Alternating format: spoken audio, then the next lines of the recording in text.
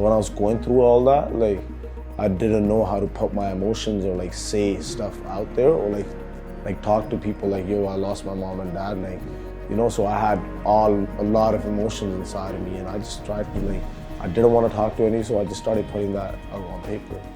I was writing for all these people and never getting paid, never really getting the recognition like on all these platforms. Nobody would tag me, none of that stuff would happen. So I'd be like, okay, it's all love, but like I don't have that reach yet. Anything is possible in life.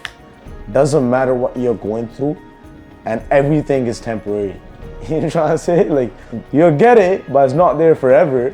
But like, you just gotta have fun with it.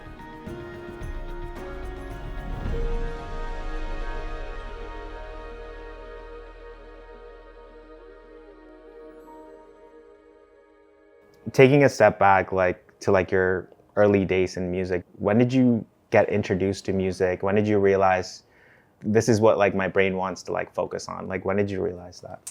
I didn't know I was gonna be like a musician or like a singer.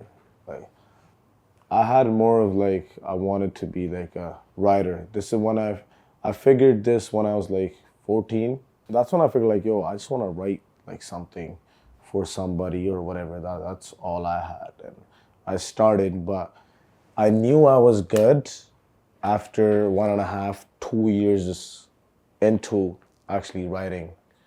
And because I gave one of my songs away to one of the guys and I showed it around, you know. I was only like 15.5, 16 years old when I got better at like writing. You know, I started at 14. So I gave one of my songs away, and the guy that sang the song, he's one of the big artists in Punjab as well. And even he told me, he's like, yo, are you actually like 15? Like this song is really good.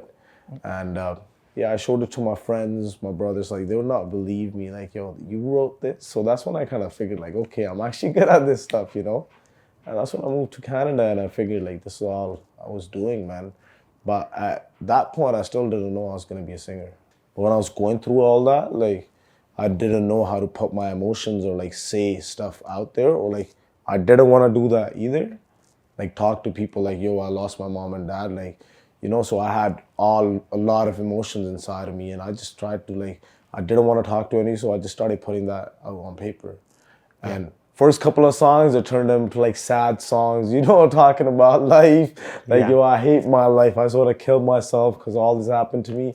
And when I figured like, okay, this is actually cool. Like I can rhyme, you know? And that's when I just turned it into like a hobby, like just started working on like random subjects or like whatever, you know, like just turned it into like a thing, like a job, like basically, okay, today I'm gonna write a song on a flower, or like today I'm gonna write a song on a girl. So like I turned it into like a workspace, you know? So it was cool to just figure that out and like, you know, in myself, like, okay, I can do this, like rhyme this, it actually sounds sick.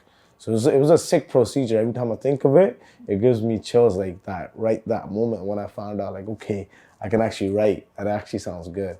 You know, honestly, I feel like it was just like a guidance from somewhere or somebody like that's not, like I've never met, like, you know, it just happened. I was just going with the flow. Yeah. Even the singing stuff, like I never learned how to sing. Like, you know, I had no teachers. Like I'd watch some videos, like how people, like when I started getting shows, like how to carry yourself, this and that, but like it never really worked for me. Like it was just, you know how you say like it's just in you, like it just happened. I was just going with the flow.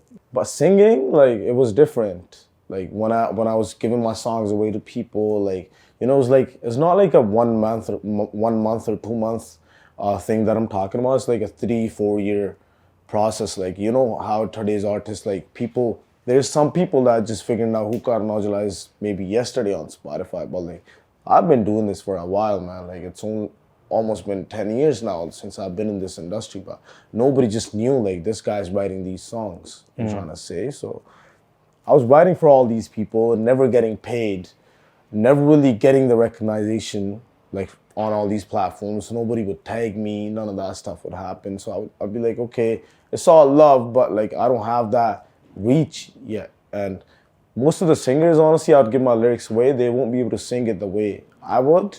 So it just made more sense to just do it all my way. Yeah. And I So did. it was out of frustration as well. Basically, you could say that too. Like didn't really know I was heading that way, being a singer. It made more sense in that moment, and it just worked out. Everybody showed love, Yeah. What was like your first paycheck when you wrote a song and you actually got paid for it? What was it? It happened a couple of times, but I'll tell you, like I was in India still, and I was going to like school and stuff in India, Yeah. and somebody gave me 8,000 rupees for 2 or 3 songs, 120, 130 bucks Canadian. Mm-hmm. So that was my first paycheck. Yeah. But in grade 9, that was a lot for me, I Yeah. didn't care like that. Like, I don't know. I don't know where I spent it though. Do you have a favorite song that you ever written? Right now, I was saying like Out of Making Memories, Softly is actually one of my favorite tracks that I've written. Because it's just, like it's just my type of song. Like it didn't really took me like anything to write that song because that's just me. So I just wrote it like that. So that's one of my favorites from these days. Back in the days, I'd say Facts or like Don't Look. Goat from Diljit Dosanjh is one of my favorite tracks as well. So like So Goat is a song that you actually gave away after you are who you are. You are exactly, yeah. Like after I'm doing whatever I'm doing, but like I just wanted to work with Diljit Baji, and it just it was one of my things that I thought like I could do justice to one of his songs, and we made it happen, man. That's awesome. I don't know if a lot of artists would do that. Yeah, it's just, I mean, if they want to, they'll do it, but like in that moment, I wanted to, so I did it. Yeah. And it was just that connection, like it just happened. I'm a big fan of just like going with the flow, living it now, just just letting it happen itself. So even all that stuff, it all happened. Like I never really planned anything in my life. I had that in me. I wanted, like even the singer thing. After I knew like, okay, I'm a singer now. Like I was a writer before, and I was like, okay, we'll just let it happen. We'll see what goes on. And even today, like that's just one of my things. Like I just let things happen because the things I've been through, they just taught me that like, yo, just chill in life. Don't take things for granted. Yeah. Just go with the flow, basically, man. Yeah. Because once we start planning stuff in our head, and when it doesn't go that way, it bugs you. And I don't want to go through that process. I just want to let things happen. Yeah, that's really sick. You're talking about this pain and how it kind of drives you to move forward and you just go with the flow. Yeah. Yesterday, you posted a picture of your like brand new car, which you said you waited for a whole year to actually share it. What does that mean to you? Like having that, like your dream car. I know you wrote some emotional words in the caption, but I want you to kind of just share a little bit. Yeah, like I'm the type of guy, like even last year when we bought like one of the first like cars, like it didn't really hit me last year. Like, yo, we bought a Rolls Royce, like that's big. But like I didn't want to take it like that or like post it last year on my social media and just go through like, how people are, man. They be like, yo, why is this guy doing this? Like he's basically flexing this and that. Like in our culture, it's kind of different. Like in America, you'd see everybody doing that. But like, so I just didn't want to be that guy just posting it. I was like, it's cool, I got it. But like yesterday I got another one and I'm just talking to my team. I'm like, yo, listen guys, like we actually made it happen. Like, and we need to tell people like, yo, I'm 26. I lost my parents when I was 9 years old. And I was in India by myself, just, going out with my dad's brother, this and that. I came to Canada with nothing, lived at my sister's, got kicked out of school, started going to the studios. This is a 9-year process that I'm telling you. Like, it didn't happen in a month.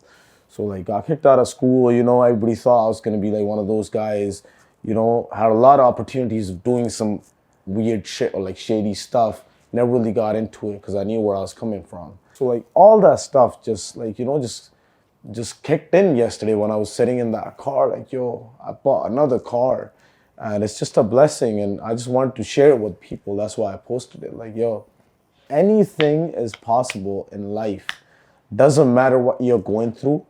And everything is temporary. You know what I'm trying to say? Like, you'll get it, but it's not there forever. But like, you just gotta have fun with it. And don't be like, all dookie and like, sad when you're going through something. When I talk about that 14-year-old or 9-year-old guy going through all that today, Karan Aujla, it was just Karan Singh back in the days. I still feel sad and like, yo, how was he doing all that? But like when I was going through it, I didn't really feel it like that. Like it was just happening. Because I didn't really sit there and be like, I wasn't crying. Like I was getting sad, but I didn't really let it stop me where I was heading basically. So yeah, man, yesterday was a good moment. You know, we bought another Rolls Royce. And yeah, it's a good life, man. We're blessed. That's what's Not up. taking it for granted. Making Memories coming Yeah. to the album. This is your second project with Ikky after For You, which is more like an EP. This is more like an album, right? How did this come about? Did you guys record both at the same time? Like, what made you want to like put together this? It was like a 1 year thing again.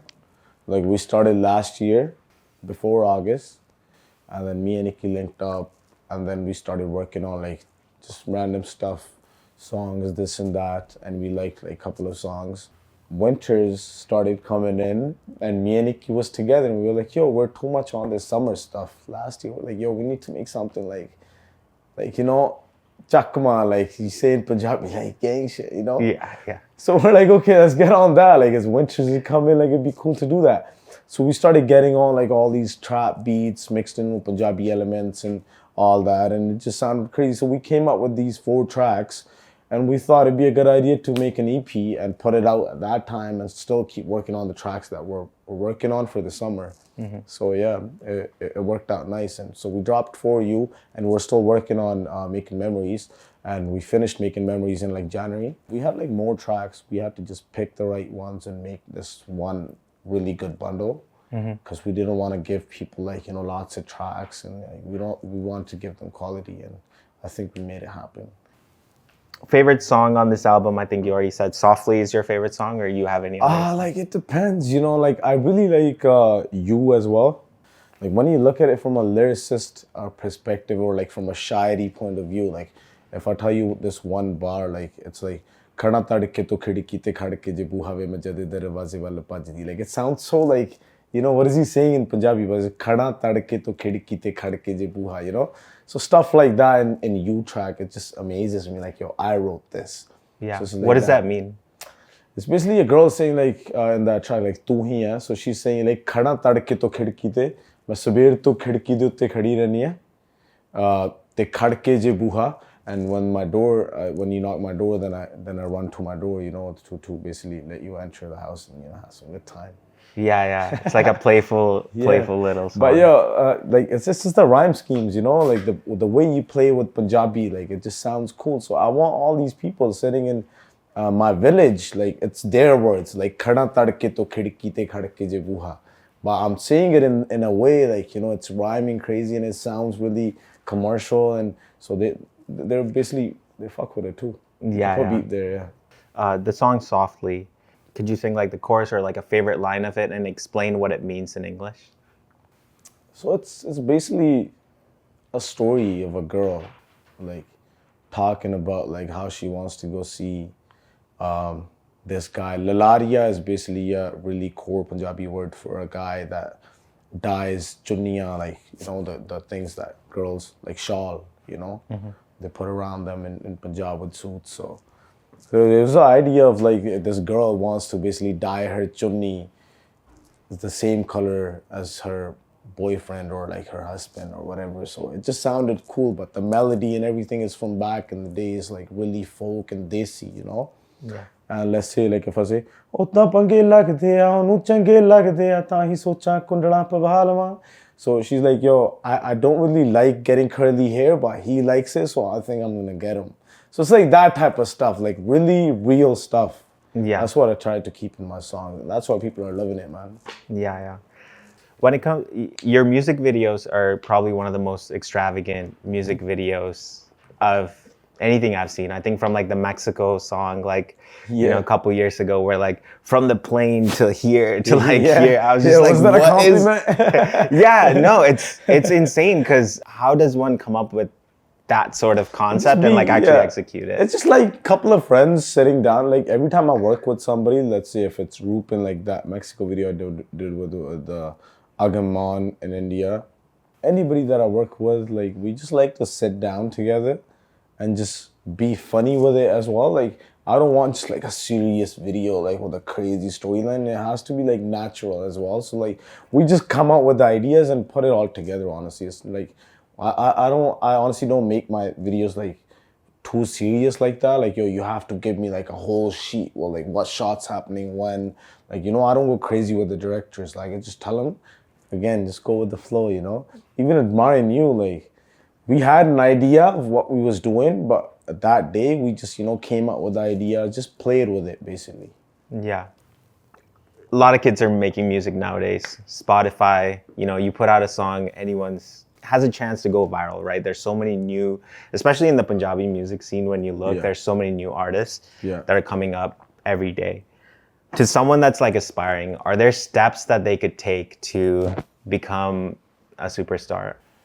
There's not really a fucking manual guide or anything to this, like, success or whatever you want to call it. Like, it just takes, but it takes a lot, you know. Like, as soon as you know you're good, and you need the right people around you to tell you if you're actually good or you suck at it.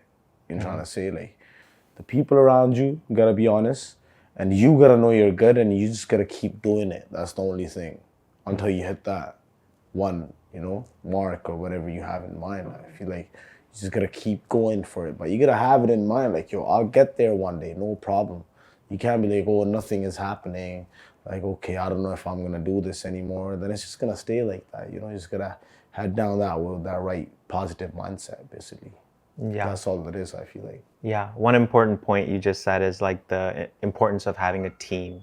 Exactly. You know, how important has your team been to your success? Because I think, have you had the same team throughout your journey? Yeah, basically, like, I've had some people in my team that are not with me today, but like you say, like, but like it's still love, you know. Like, shit happens when you're like, you know, going through stuff and like, you know, you're getting big or whatever. Like, a lot of people come and go, but like most of it, like, it's the same people around me. And honestly, I've been really lucky because I have the honest people around me, and I never really moved by myself. So like from the beginning, like there's been people around me, and it actually really helped me a lot. Just because I was alone in India most of the times when I came out here, like, didn't really make friends my age because I was like 18, 19, and I was chilling with people that was like 30, 31, already sorted, they have houses, all that shit. So like that really helped, and I still have, like, big shout out to my team. They know who they are, you know. They're still around, man. Yeah. No, that's really nice. Yeah. Is there like a least favorite part about the music stuff that you hate dealing with? There's a lot, man, to be honest. I'm not gonna sit here and say like, oh, there's nothing, I really love this shit. Like a lot of stuff comes with it, and everybody's journey is different. But with me, like, it was, like, I can't even tell you, bro. Like, a lot of stuff happened. I guess we mentioned, like, my house got shot at a lot of times. I've been threatened by people, just like, you know, give us extortions, this, that. Like, it's just, I hate dealing with that stuff. I feel like that's one of the most important ones, when people just tell you like, oh, they're gonna go to your sister's house and shoot, like, or you give them 100 grand. Like, that's just stupid, you know. I hate dealing with that. Like, and like, I don't know how to explain it. Yeah. That's one of the ones, but it's getting better. Yeah. How involved are you on the business side of music? Like, are you aware of, is such like No, a spider like, web? I'm really bad at it, but I am learning because I feel like I need to. But I am really behind, I would say. Like, because I feel like that's the one thing that's actually keeping me an artist still. Like, that's why I'm able to go to the studio, come out with these ideas, because I'm not really worried about what's coming and what's going and what did we lose or what did we gain type of thing. Like, it's just my team again, like, figuring it out. Like, I'm just worried about a couple of things. Like, okay, like, I'm gonna wake up tomorrow, I need to eat. Somebody's paying my bills, even if it's my fucking management or it's myself. Yeah. Somebody, like, I don't really care like that. Like, okay, my bank balance has to be like this number, like this and that, because again, you know, like, we've been through some stuff and everything's temporary. So Yeah. that's why I try to keep that mindset. Sorry to cut you off. Yeah. But sometimes you're like, okay, I want everything, but I know most of the times it doesn't really go your way. So you should just, you know, be easy on stuff, like, you know. Yeah. How important is money to you? Yo, like that's a hard one. It is important to me, but like I don't know. That's a bad ass question. How important is money? I mean, it is very important. But do I care about money? Not much. You know? Yeah. But like if you say tomorrow, like, okay, like leave everything, it's really hard because it's human nature, you can't really do that. Yeah. But But- when it comes to relations, let's put it this way, okay. Let's say like I have one of my boys here and there's a stack of money, I'll go to my boy because I know I could get that if I'm with my boys. Yeah. If I take that and I have nobody around me, I don't know if I could buy people with money. You trying to say? Yeah. Yeah. Let's put it this way. I think that's a good one. What would it take to get a feature from Karan Aujla? Is it, is it based on relationships? Like, Money. Money's not important, but it take a lot of money to get a Karan feature. you know how Lil Baby said Yeah. 200K for a feature is like, what he kind of says in his raps. I think he'll take more than that nowadays. Yeah. That's like a average number these days, like 200K, Lil Baby. I don't think you'd do it in 200K, but to me, first of all, it has to make sense. The song has to be good, and then the money part comes, and I'll just let my management like figure it out. Like, where are we standing? How much should we be charging? Like, I don't have really have that number in my head. Okay, I want this much. Like, I want the people that will be paying me to make money as well. So it has to make sense. So Yeah. let's put it that way. Have you ever done a feature for free? Yeah, I've done features for free, but that's only when I want to, right? Like I've helped a lot of my buddies that grew up with me or like that knew me from when I started making music, like Avi Sarah, like that White, Brown, Black song. It's blowing up these days, 100 million streams on Spotify. I did a feature for him because I wanted to, and he's one of my boys. He's been through some stuff, and I want him to come up. I did a feature with Aman Tej Hundal because he's been with me from back in the days. I did a feature with Badshah because I liked the track and I wanted to head into that direction, the audience he has, to be honest. And so like, that type of stuff, it depends. It has to make sense. And I have more features coming in future, but like from now on, they'll all make sense. Like that way, like, okay, this is why he did that track. You'll know. Yeah. Is there an aspiring collaboration like that you're like, yo, this is someone that I want to work with one day? 100%, man. Like there's a couple, but like I would name, let's say, if I want to name one right now, it'd be J. Cole. Okay. Okay. Like, All right. Because I'm more like a writer, and like I just love his stuff, and like he's the GOAT, He's a like his stories are like amazing through his like exactly. songs. So like I'm more of like every time I write something, my songs are more like storytelling, like this and that. So like that's why like I feel like it'd be a perfect feature on one of my serious tracks, like a storytelling, like a poetic song. Yeah. J. Cole, like that'd be sick. Head to head as a writer, who do you think, if you were to go up against anybody in the Punjabi scene or like Indian scene, who could give you like the toughest fight in terms of just writing? Ikky came in mind right away, lyrics wise. Krishna, Divine, really sick writer. Punjab chon, I don't know. I have a guy's name, but I don't say his name. Okay.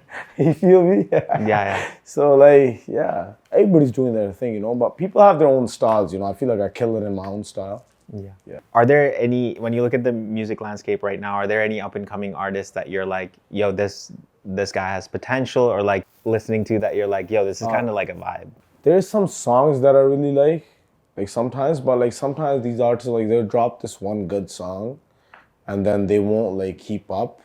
Cause I don't know, sometimes they don't write themselves, or I just take it like that. Like I would like this one song from this one artist, and I wouldn't like their other song, and then it would take like a while for them to like get back and then drop another hit. Like I don't want to name anybody, man. Fuck it. Yeah. No, that's all good. That's all good. Like Karan Aujla, baby, listen to Karan Aujla. Is that the secret to your success, you think? Like, cause you are consistent. Is it because you write your own songs, or is it? Exactly, and I just like to be, one of my things is just being different, like, with every track. At the end of the day, we all speak the same language, the same melodies, all that, just being different in yourself, basically. Like, how are you putting your music out? And what type of songs are you putting out when, like Yeah. when I try to do, like, let's say I'm putting a romantic track, like I'm not just really gonna drop another sad track right after it, like Yeah. so just that versatility, like that I try to keep with my music, and I feel like I'm keeping up with it, and it'll stay like that. I'm still making tracks. Let's keep it that way.